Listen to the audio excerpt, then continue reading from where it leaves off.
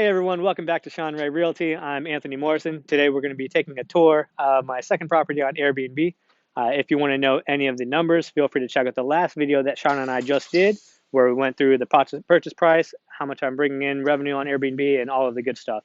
If you're new to the channel, then feel free to check out some of the previous videos that Sean and I did, where we went through the numbers and the Airbnb revenue of my first property. Also, okay, I won't do the noise. Also, if you could please like and subscribe and share with your friends and family, and also maybe some people you don't really like, because why not? That should really help with that YouTube algorithm. But without further ado, let's get on with the show. Oh, hey! So first thing you should get for an Airbnb is a smart keypad.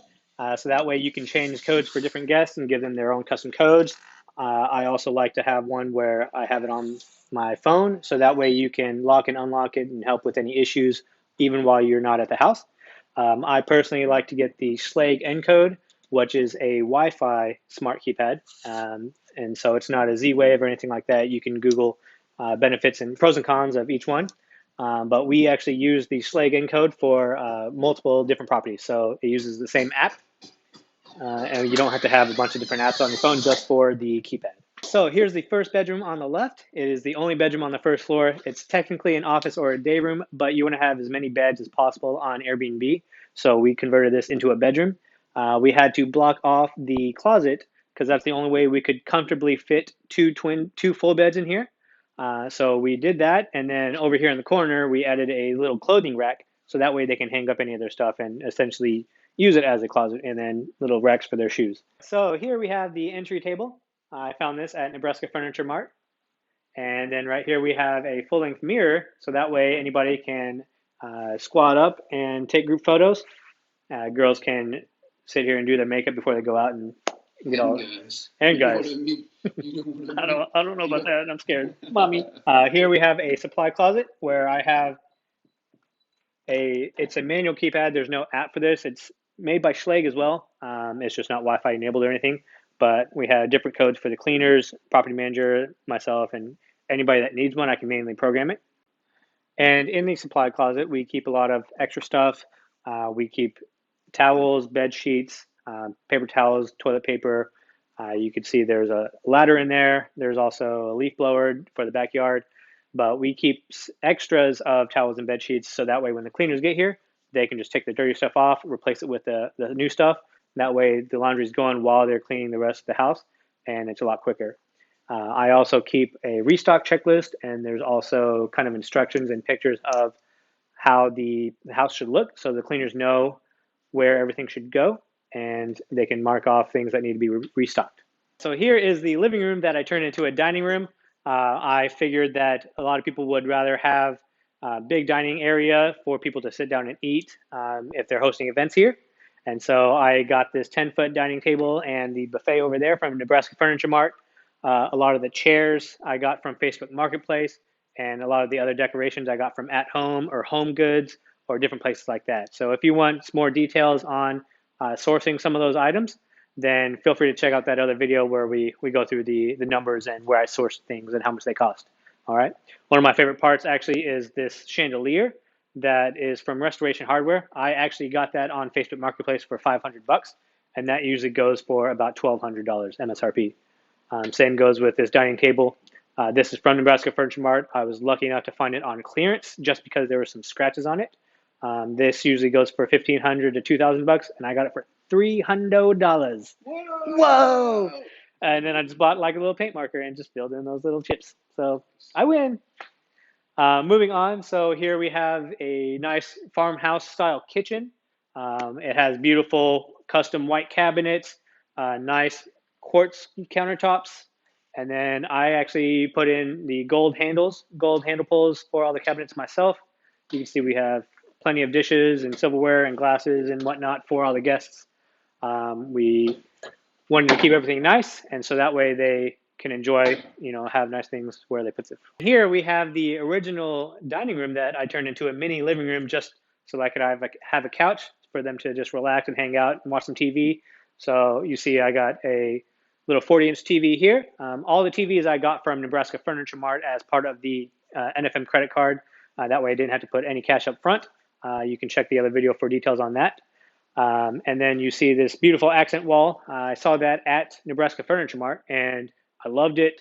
They had a different color, but I wanted the navy blue, so I physically painted it and cut all the wood and put the wood up, and it turned out amazing. This dining table I actually got from Home Goods.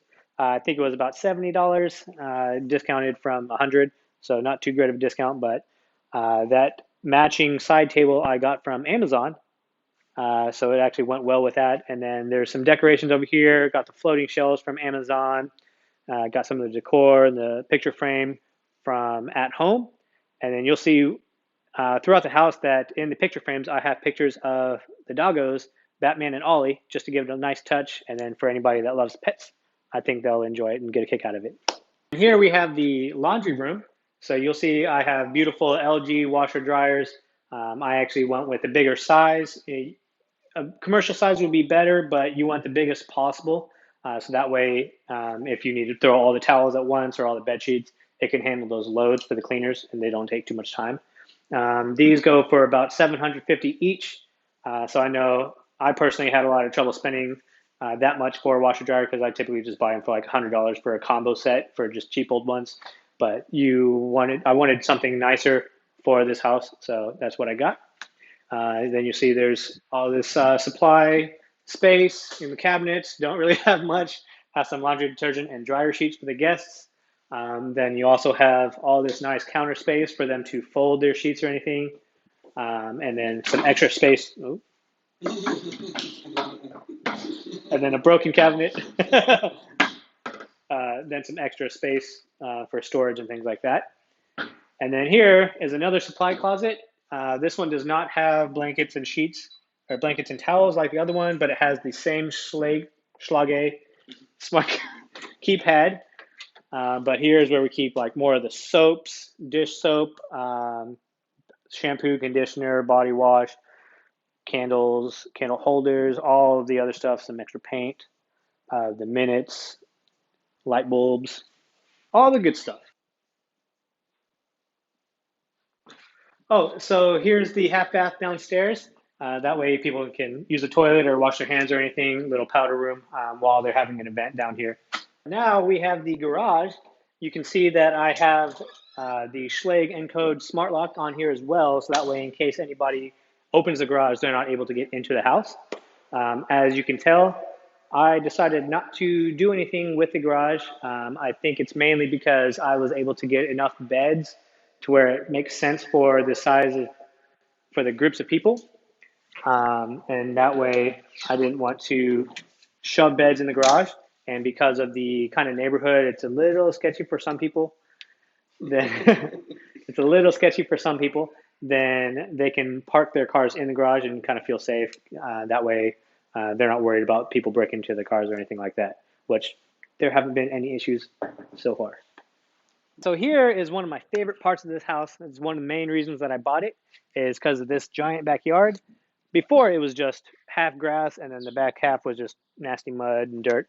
But I put a lot of work and time and money into this backyard to make it something nice that people would want to book for and enjoy. So I got this concrete put in and then bought this patio furniture from a good friend Marissa Deslot and Brian. So thank y'all. Bought this grill from Lowe's and put up some string lights to make it nice and pretty. And then I put in these different stepping stones so to create a pathway down to the crushed granite. And you can see I have some cornhole boards. And I got this nice big pergola built with cedar wood. And then I built this fire pit underneath it. Made it a pretty good size so you can have a good sized fire. Then got these little Adirondack chairs made from Facebook Marketplace. They were custom made for actually a pretty good price. Then got these porch swings, and the same people that made the pergola, they actually hung those porch swings. Got the porch swings from Amazon. And so this actually turned out to be really, really nice. Hung string lights as well. Not in the middle because of the fire, just around the edges. So plenty of people have told me that they booked specifically for this setup right here. And then we also have this little deck in the corner with a couple chairs for people to just kind of be secluded away from everything else. Also have the 8-foot wooden fences Going all the way around the house. Had the nice stain, same stain as the pergola and this deck down here. That way it's nice and private, away from everybody. You're not bothered by anybody. You're not bothering any of my neighbors, hopefully, unless it gets too noisy. I loved how this turned out, and a lot of guests love it too. All right, let's go check the upstairs.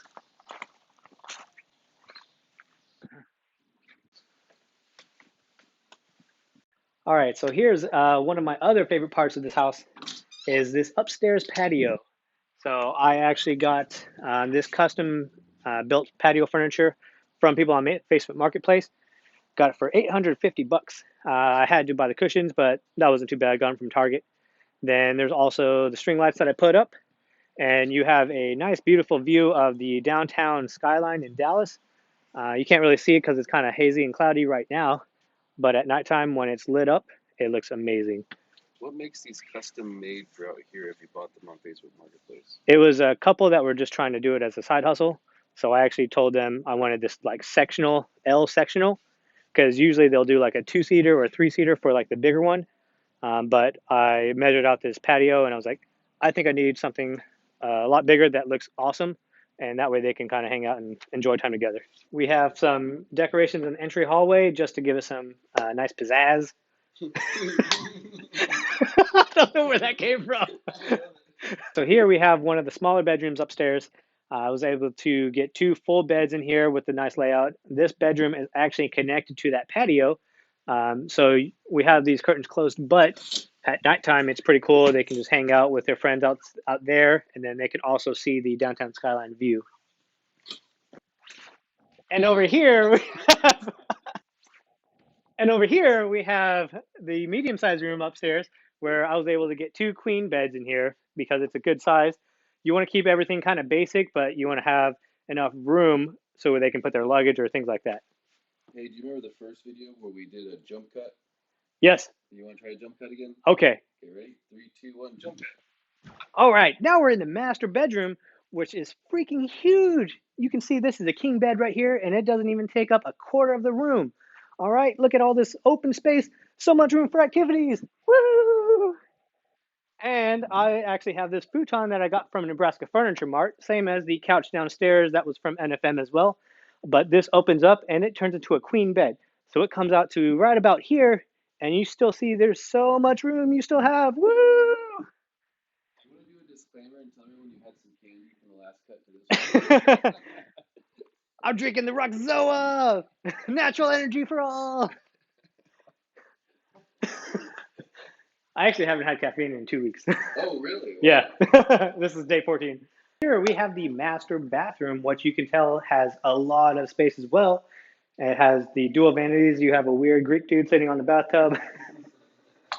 And we have the beautiful walk-in shower. You want me to walk in? No, you don't have to. A nice bathtub that you can soak in after a long day. We have the master closet, which is freaking huge as well. I could live in here by myself and just keep this door locked, but I decided not to because that's kind of creepy. Uh, but I actually was tossing around the idea of turning this into like an office, putting in a desk or two, maybe a couple Murphy beds, because Sean and some of his clients love Murphy beds for some reason. But I still went the route of not really doing anything here, just that way they could see how enormous it is and they can use it to put in some stuff while if they're staying here for a week, they have some storage space up here or anything like that.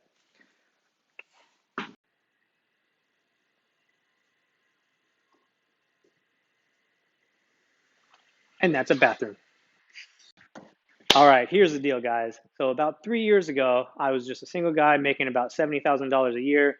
Didn't know what I wanted to do with my life. Didn't have any plans. But I decided I wanted to do something better and do something for my family. So I kind of did a lot of research and had Sean help me as well. And I ended up buying my first property and this property over the course of 3 years. And even mid-April, I already have over $100,000 in booked revenue for the year, and I'm looking at hitting $200,000 this year just on Airbnb alone with these two properties. Okay, that's insane, right? If anybody has looked at traditional rentals, that's nowhere near the amount of cash flow that you would make on those. Not even looking at the equity or any of the loan pay down or tax depreciation. that you have with those as well. So that's something I wanted to say to everybody is I'm able to take care of my mom and help with my sister and things like that just with the money that I'm making here, as well as my salary, right? And so that's another thing I wanted to bring up to everyone is if you're kind of in the same boat that I was, or maybe you're doing better than I was, and you just want to do something similar, don't be scared, right? We have this video with the tour. We have the other video with the numbers for this house. We have the two videos for my first property with the numbers. Take a look at those and see what I bought the houses for, how much I'm bringing in each month, how much it costs to furnish the places and things like that. So that's one big thing is don't be scared. Do your due diligence. Make sure that things work. Real estate is one of the best things to help start build your wealth. And that way you can be financially free. You can help take care of your family if that's what you want to do. I am looking at early retirement here in the next 5 years.